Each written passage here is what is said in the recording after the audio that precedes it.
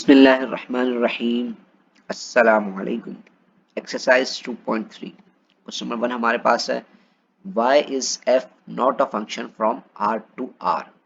r to r का मतलब ये है कि आप जो है किसी भी फंक्शन के अंदर कोई रियल नंबर की वैल्यू पुट कराएं और आपको आंसर भी रियल नंबर मिले, लेकिन यहाँ पे कह रहे हैं कि नहीं है। क्यों नहीं है देख लेते हैं। सही, अब जैसे हमारे पास एक फंक्शन आ गया f of x equals to 1 upon x। सही है, अब ये जो है ना सारी की सारी रियल वैल्यूज के लिए वैलिड होना चाहिए कि मैं कोई भी रियल वैल्यू यहाँ पे x की रखूं और मुझे आंसर रियल मिले। सही, लेकिन अगर यहाँ पे मैं x की जगह पे जीरो पुट करा देता हूँ तो आंसर क्या हो जाएगा, अनडिफाइन हो जाएगा ना, 1/0 हो जाएगा तो अनडिफाइंड आंसर हो जाएगा। इस वजह से ये फंक्शन आपके पास डिफाइंड नहीं है for all value of x from r to r। तो आप बोल देंगे F of X zero is undefined. ठीक हो गया, F of zero is undefined. अच्छा, नेक्स्ट है आपके पास कि एफ ऑफ एक्स जो है वो बराबर है अंडर रूट एक्स के। सही है, तो अब देखिए इसके अंदर भी आपके पास क्या होगा कि अंडर रूट एक्स है ना, यहाँ पे अगर कोई भी वैल्यू जीरो से छोटी आ जाएगी, मिसाल के तौर पर जीरो से छोटी, इस वजह से मैंने लिखी कि नेगेटिव वैल्यू,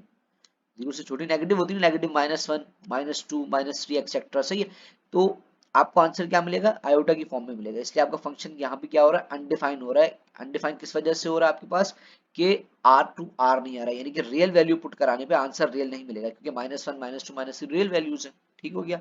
अच्छा, उसके बाद आपके पास इसका पार्ट सी है कि एफ ऑफ एक्स बराबर है plus minus under root X square plus 1 के। अच्छा, अब यहाँ पे देखिए क्या सीन है, हमारे पास एक्स स्क्वायर प्लस 1 है ना। अब हमें पता है भाई एक्स की कोई भी वैल्यू होगी, वो पॉजिटिव हो या नेगेटिव हो, पुट कराएंगे तो आंसर जो है ना हमें हमेशा पॉजिटिव मिलेगा। नेगेटिव वैल्यू में भी पॉजिटिव मिलेगा और उसमें 1 ऐड कर देंगे तो कोई ना कोई वैल्यू बन जाएगी।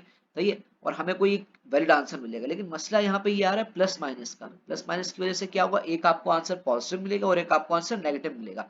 जबकि हमें तो एक होता है ना फंक्शन के अंदर, आप अगर कोई एक यूनिक आप इनपुट करें तो आपको एक यूनिक आउटपुट मिलेगा। सही, लेकिन यहाँ पे हमारे पास दो मिल रहे हैं तो इस वजह से ये भी आपके पास अनडिफाइंड हो जाएगा। बात समझ में आ गई होगी। देखिए ना, फंक्शन हमारे पास डिफाइन कब होता है कि आपके पास जो है इस फंक्शन के अंदर कोई एक आप इनपुट करें और आपको कोई एक आउटपुट मिले, आप लेकिन यहाँ पे हमें दो आउटपुट मिल रहे हैं, इस वजह से ये फंक्शन नहीं है। ठीक हो गया बात। सही, आगे चलता है।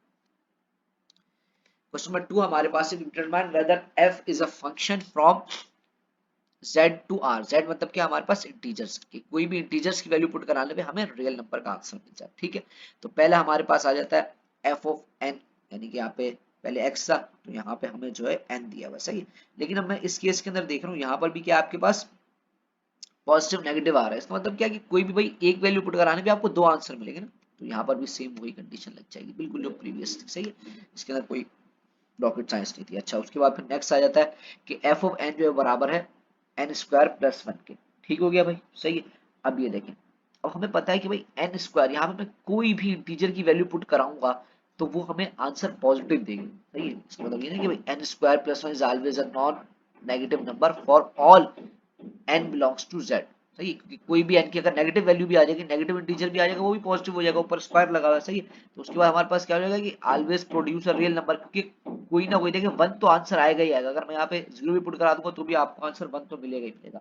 इसलिए यहाँ पे जो है F of N is a function from z to r, यानी कि कोई भी इंटीजर पुट कराने पे आपको आंसर रियल नंबर मिल जाएगा। ठीक है। अच्छा, उसके बाद फिर आपके पास आ जाता है F of N is to 1 upon N square minus. सही। अच्छा, अब यहाँ पे ये सारे एन के लिए ना ये वैलिड होना चाहिए कि आप कोई भी इंटीजर पुट कराएं आपको आंसर रियल नंबर मिले। लेकिन यहाँ पे ये देखिए एन स्क्वायर है, अगर मैं इस एन स्क्वायर की जगह पे 2 पुट कराता हूँ तो 2 का स्क्वायर 4 हो जाएगा, 4 माइनस 4 0 हो जाएगा, नीचे अपॉन में 0 आ जाएगा। इसका मतलब क्या हो जाएगा, वो अनडिफाइन हो जाएगा। इसी तरीके से अगर मैं -2 भी पुट कराऊंगा ना तो भी वो आंसर क्या हो जाएगा, 0 हो जाएगा। वजह क्या है, -2 का स्क्वायर भी हो क्या होगा, पॉजिटिव 4 होगा। सही है, तो ये देखें उसके मतलब हमारे पास जो है n का आंसर +-2, इस वजह से is not defined for all n belongs to z। तो यहाँ पे आपके पास क्या हो जाएगा, f of n is not a function from z to r। ठीक हो गया। वो वीडियो अच्छी लगी होगी, तो अब ये नेक्स्ट वीडियो के अंदर आगे क्वेश्चन सॉल्व करते हैं। तब तक के लिए अल्लाह हाफिज़।